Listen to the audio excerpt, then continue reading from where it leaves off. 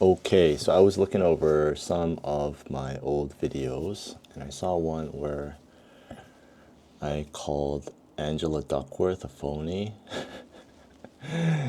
and it was quite enjoyable to watch my own video. Um, I don't think I'm a narcissist, but just hearing what I believe to be true things that, it just, it resonated obviously from me. So of course it resonated, but I did want to take a deeper dive into it and kind of ask myself, were you right about that? Is she really a phony? So I started doing some research and with the help of ChatGPT. So ChatGPT just makes all this stuff so much easier, right? Just as an aside, like most areas of inquiry are not even worth going into, right? So if you can find that out in 10 seconds, that in itself is a huge, huge advantage, right? So you can just ask ChatGPT, I'm curious about this. Is there any research on it? What's the research on it? Blah, blah, blah. And not, if there's nothing significant or interesting to you, just move on. So I asked ChatGPT, what did I ask? How and why did Angela Duckworth win the MacArthur Fellowship? Yeah, honestly, I'm pretty pissed that she won that. That's the Genius Award. It's like $500,000 or some ridiculous amount of money to spend on any kind of research that you want. And she won it for the grit stuff. Just to give you some context, Cormac McCarthy, arguably the greatest American writer. Forget about all the current controversy. I'm evaluating that at the moment. But before that, he was definitely my favorite author of all time. He won the MacArthur Fellowship, okay? That's MacArthur Fellowship. And then I find out that Grit won it, and I was like, it gave me a slight headache. And it's funny because ChatGPT goes, at the end, it says, the MacArthur Fellowship doesn't just reward academic achievement. Isn't that telling? The MacArthur Fellowship doesn't just reward academic achievement. It honors individuals with creative ideas that have transformative potential. So even ChatGPT recognizes that there was no significant academic achievement in this whole grit stuff. So it has to qualify it by saying, well, it's not just about the academic achievement. It's also about blah, blah, blah, blah. And that to me is very, very telling. It also tells me ChatGPT is really smart. It's gotten really smart. All right. And then I asked, how is Duckworth's research on grit different from the research on conscientiousness? And this is where I started to kind of a little bit like reevaluate what I was thinking.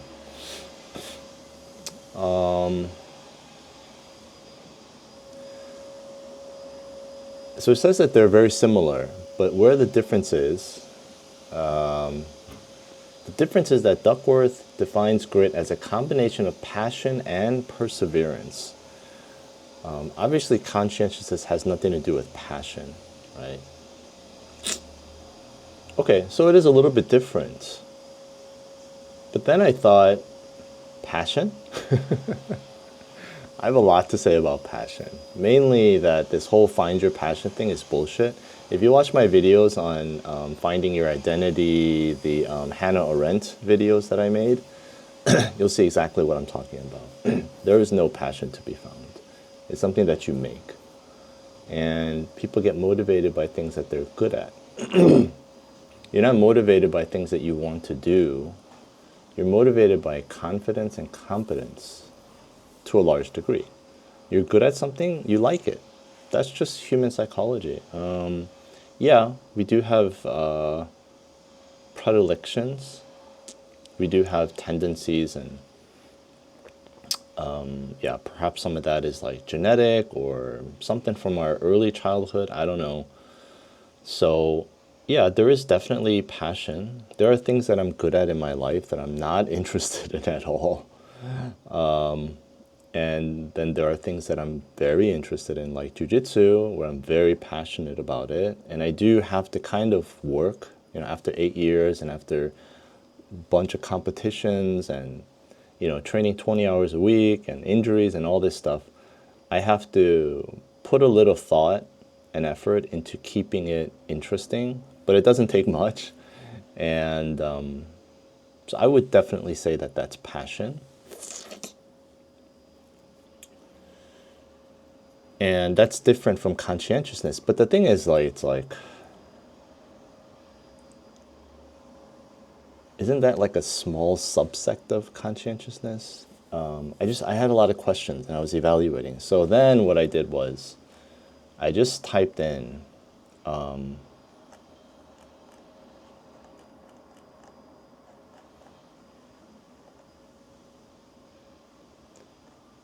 this is pretty funny.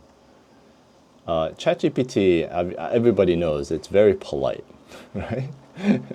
Doesn't want to like say bad things about people. Okay.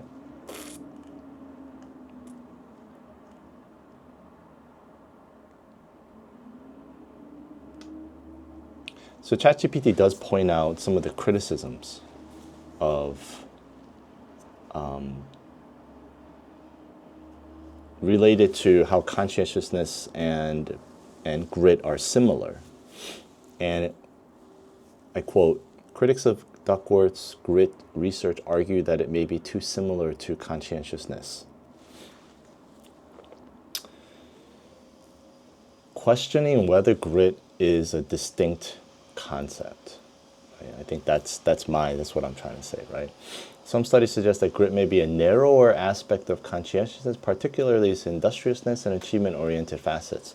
Now, even if that is true, it wouldn't make Angela Duckworth a phony.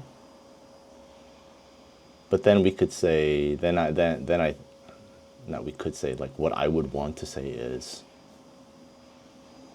why the fuck did she get a MacArthur Fellowship? And all this attention and hoopla. And I'm a businessman, I don't really care. More power to you. But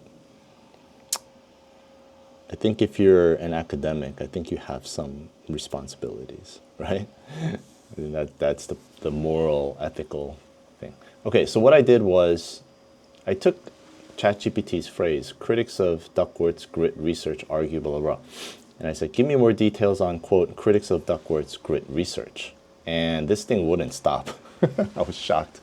It just kept going and going and going. So apparently, I'm not the only one who criticizes Duckworth. There's a lot, and there's really good research on this. Okay, number one, the overlap with conscientiousness. And, if you ask for more details, then ChatGPT gets less and less polite, and they actually like start getting real. There is a research from, I can't pronounce this guy's name.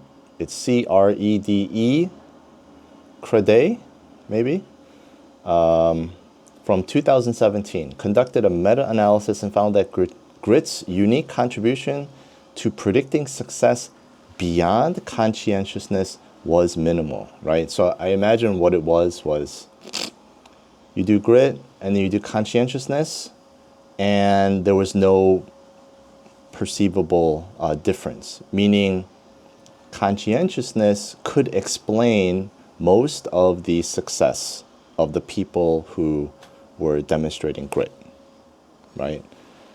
That's great. That's really good research, I think. And it just shows that grit it's not special. Worse, it shows that it's not necessary.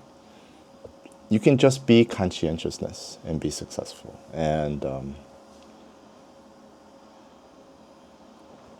I'll talk a little bit more about that at the end. Number two, methodological concerns. Ooh, yikes. So The reliability of the grit scale. The grit scale developed by Duckworth is widely used, but critics question its reliability and validity. Specifically, the, quote, consistency of interest, right, the passion. Subscale, which measures passion, often shows weaker predictive power than the perseverance of effort subscale. This raises questions about whether passion is adequately captured or whether perseverance is doing most of the predictive work.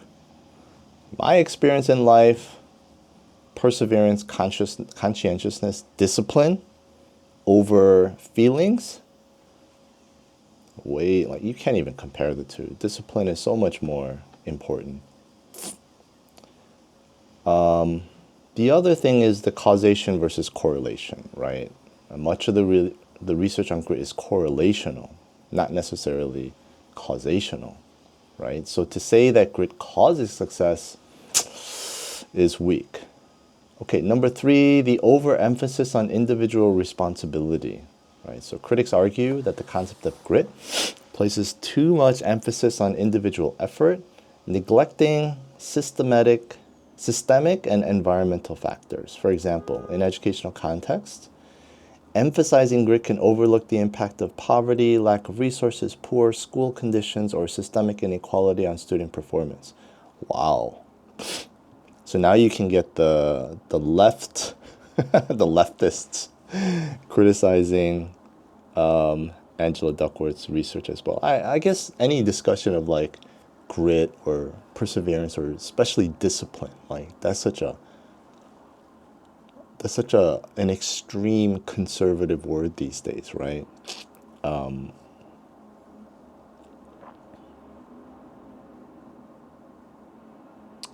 Okay, number 4, limited practical utility. This is one of the things that my wife kept talking about. I was like, whoa, how do I use this? Like, she never explains how to increase grit, right? If you read the book and I've read all of her research papers on grit. And there's nothing substantive about how to increase grit, how to grow and develop grit. Here's what you do, and then we tested this formula, this intervention you can use to take a loser and then increase grit and then he becomes successful. There's none of that, zero, right? So number 4, critics question whether grit is a meaningful or teachable trait. If grit is closely tied to conscientiousness, which is considered largely stable and innate, then interventions to increase grit might have limited effectiveness. Now, if she was able to do even just this much in terms of actually helping people increase grit or perseverance or disciplines or anything, MacArthur Fellowship, yes, definitely. I think you get a Nobel Prize for that type of thing, right? Because you can change the world with that. Can you imagine increasing the motivation in the big sense, the discipline, the sense of responsibility, even just 1% of the population? What are we, like 8 billion people now? So, what, 80 million people? 8 billion is 8,000 million. 880 million. So 80 million people who are more disciplined, I think that would have a significant impact on society. Okay, anyway. Number 5, criticism. Inconsistent predictive power. While Duckworth claims that grit is a significant predictor of success, some studies have shown mixed results. Okay. Number 6, a simplistic view of success. Yeah. I would have to argue with this, and it's sad and it's almost tragic that success is so difficult and so complicated and complex.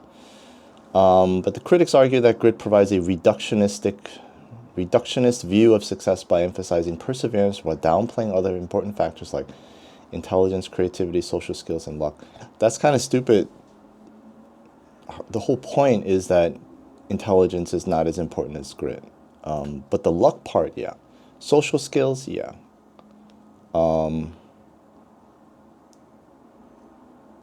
The idea that success can be boiled down to sticking with it, man, that's not true at all from my experience. Number 7, ethical concerns in education. The rise of grit as a popular educational concept has led to its integration into school programs and curricula. However, some educators feel this places undue pressure on students to exhibit grit without addressing systemic. That's a stupid criticism. Yeah, I'm just gonna skip over that. Number 8, cultural bias. Oh wow, this is really woke. Okay. So she's getting criticism from both the right and the far left. Critics point out that the concept of grit may reflect Western cultural values that emphasize individual achievement and persistence. This is really dumb. Do you not know Asian parents? Whoever this critic is needs to go to Japan, Korea, Singapore, most of China. Not most of China, parts of China. That's not a Western cultural value. Okay, but I understand what the. It does sound like a kind of wokest concept. Okay. Number 9, overhyping the concept. For sure, I think this kind of encapsulates most of the criticism. Is that yes, we all know that grit is important. It's not that big of a deal, bro. It's not worth all the TED Talks, all the media coverage, a MacArthur Fellowship, all of that over this? No, not at all. Overhyping the concept? Yeah, definitely. Very tough. Very good criticism.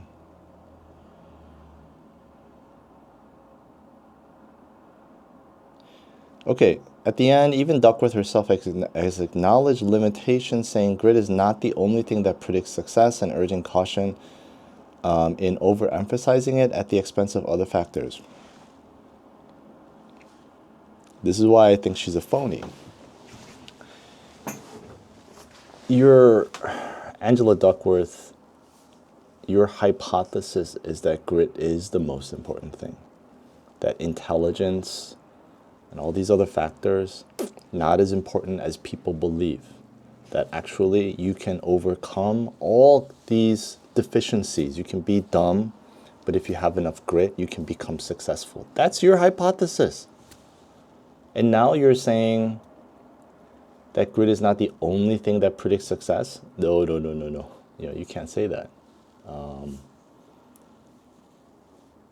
need to find the quotes where she actually says this. But that's total bullshit. I would respect you more if you said, fuck you all, you guys are idiots, this is what my research says, I am sticking to it. Grit is the most important thing, blah, blah, blah. What did I want to talk about to finish this up?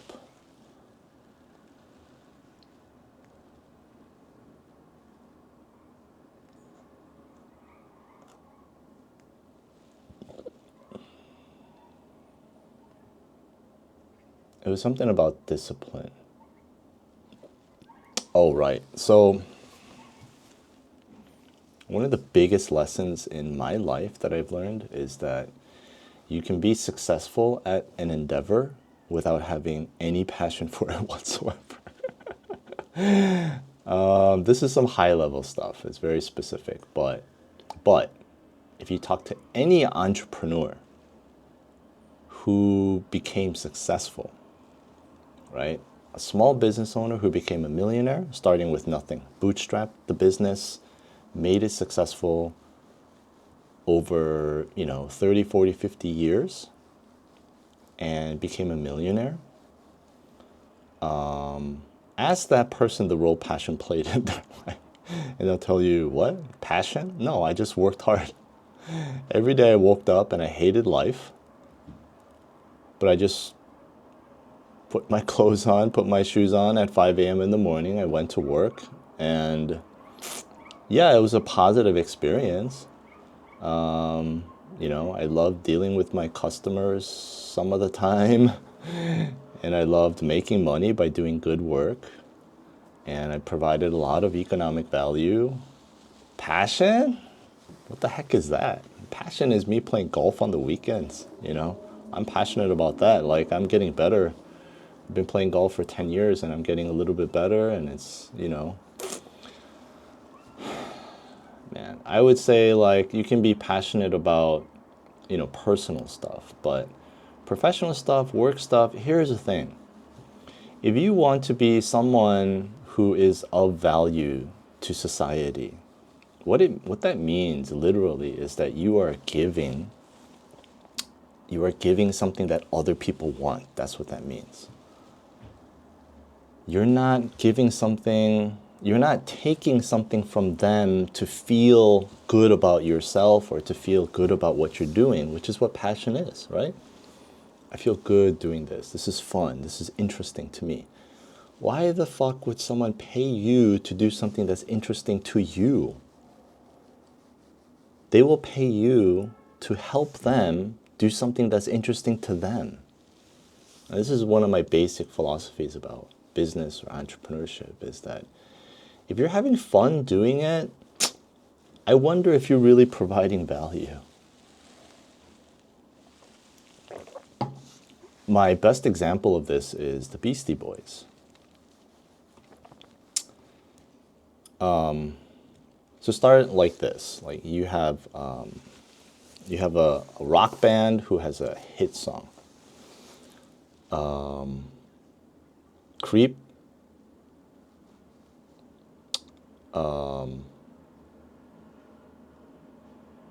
By Radiohead. I just forgot the name for a second. Because I'm in love with their new band, The Smile. Awesome. Radiohead with Creep. They made the song. That wasn't what they were trying to do. It became a hit. Now they have to sing this fucking song over and over and over and over. I can't imagine what it did to Tom York's mentality. But you see the music he's playing now, and it's not, I love it, but I have weird tastes. It's not for everybody. It's certainly not for the people who liked Creep. Let's go back to Beastie Boys. Beastie Boys have a lot of hit songs, right? And when a song becomes a hit, you think, oh yeah, everything's great, and you love it. You love it when you make the song. You love it when you play the song for the first time. You love it when people cheer you and say, that's a great song. That feels great. All that stuff is good. That's all passion, right? And then it becomes a hit song, and people start demanding that you play this song at every place you go. You go to a radio show, hey, can you rap, some lines from that song? Can you? Everywhere you go, you gotta do this goddamn song over and over. Can you imagine singing the same song 10 times a day for 5 years? You'll go nuts. It's not the way the human mind is built. We're built for novelty, to seek novelty. That's what dopamine is, right? Time shortens. We lose sense of time. We get engaged in things when we're doing new things, not the same old thing.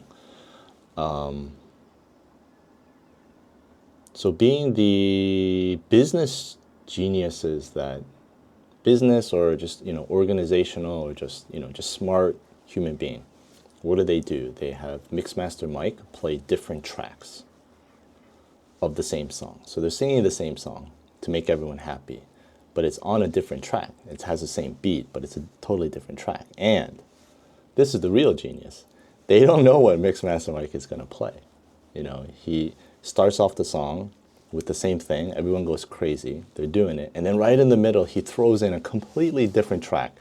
And you'll see in concerts, Beastie Boys look at each other and they're like, what the fuck is this? And then they get excited because of the novelty of this new combination. And even that I wouldn't say is passion, but that's their way of keeping it minimally interesting so they don't go crazy level, right? And that's what all entrepreneurs, successful entrepreneurs do. They do just enough to keep it just minimally interesting so they don't go crazy and they can keep providing this high value service or product, okay? So, this thing about passion being important for success, my personal experience, I vehemently disagree with that. I don't think it's necessary, and I think in most cases it's an impediment.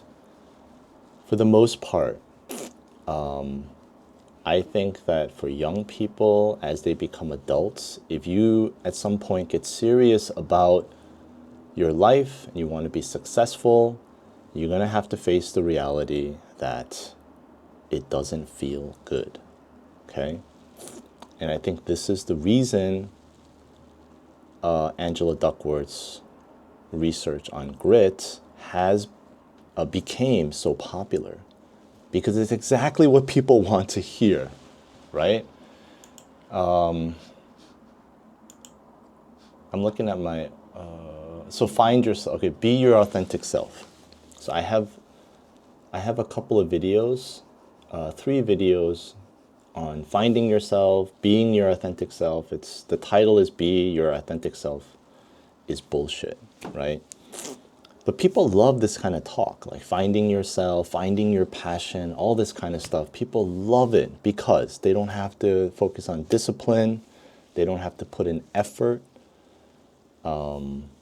It reinforces their self-esteem, which I also think is very harmful. Self-esteem versus confidence.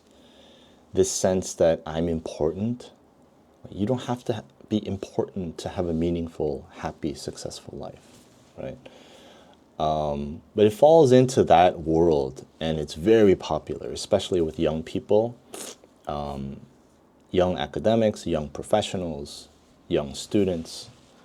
And I think that's why it became so popular, because it gave a very rational, ideological justification for what people want to believe, right? Just fed into that. Now, if you're a responsible academic, I think of people like Paul Bloom and Peter Boghossian and Jordan Peterson, Daniel Dennett. These are like the heroes in my world, but very, very responsible. You read what they write, you hear what they say, and they're very responsible and very careful about the research that they do. Paul Haight. You gotta listen to him. I don't agree with everything he says, but when I listen to him talk, I get this clear, strong, powerful sense that he is very responsible with what his research and what he says. And if you are one of those individuals and you put out this kind of research and you see the response, you should immediately, unless you're an idiot, you should immediately realize that this is not going to help these people.